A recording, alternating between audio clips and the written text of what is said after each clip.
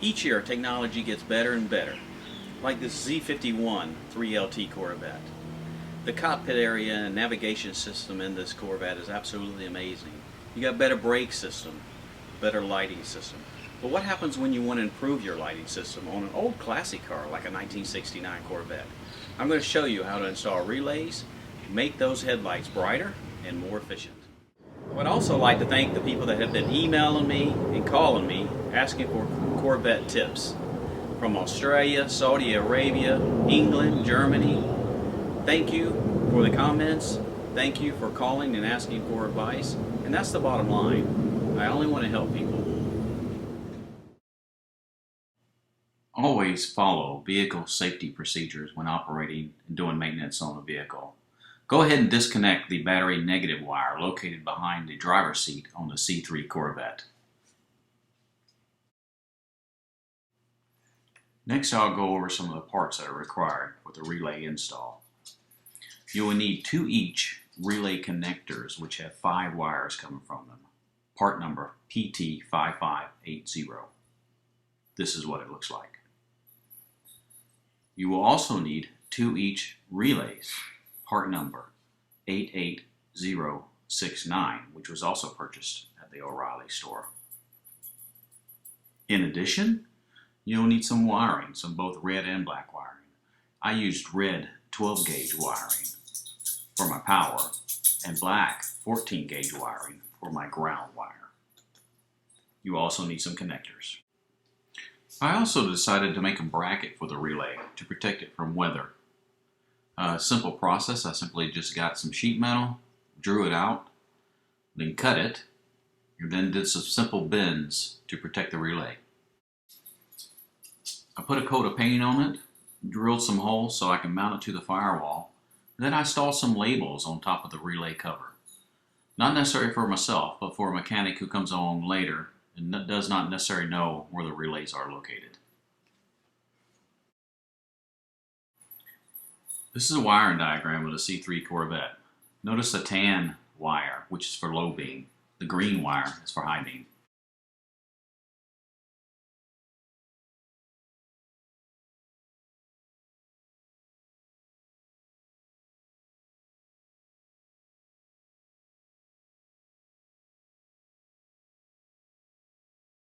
You will need to locate the headlight wiring harness on the driver's side left fender of the car.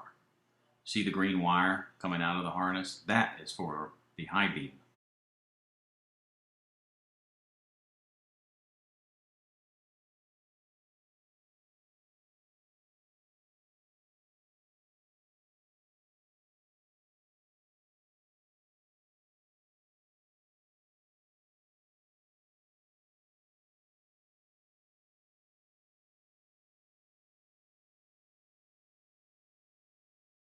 I took the green wire from the wiring harness, I cut it, and I connected the end going to the headlights to the blue 86 pin into the connector.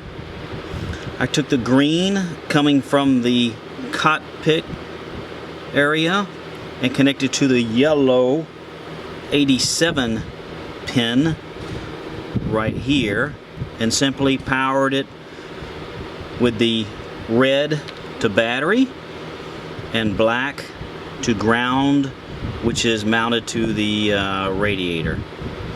Now I did run the battery power wire to my horn relay, which is right there. You'll see it connected right here. There's 2 of them, one for each relay. I ran a separate power wire. I could have ran them together, but I decided just to go ahead and do them separately. One other thing I did do is I put a 30 amp fuse in line of the red power right here, and you'll see it runs straight to this relay also. Okay, for low beam, I took the tan wire in the wiring harness, I cut it, I connected in a different relay. I connected the tan and blue line to the 86 pin connector on this relay. I hooked the other tan line coming from the cockpit area to the yellow. That would be the yellow 87 pin right here.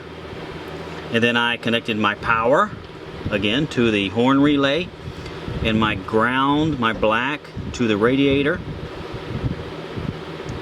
The white 5th pin is just simply not used on this connector. So you could get a relay connector with only 4 pins as long as you had both the male and the female end for the relay. I simply just spliced the wires together. The best method, of course, is to solder each wire together and to put some shrink tubing on top.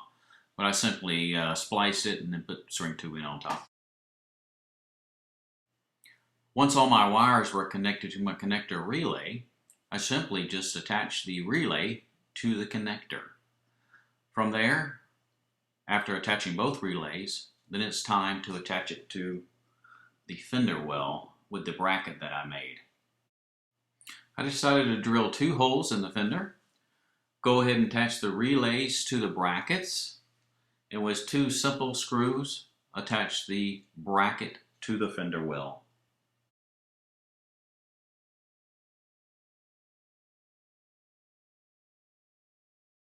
This is what it looks like once complete.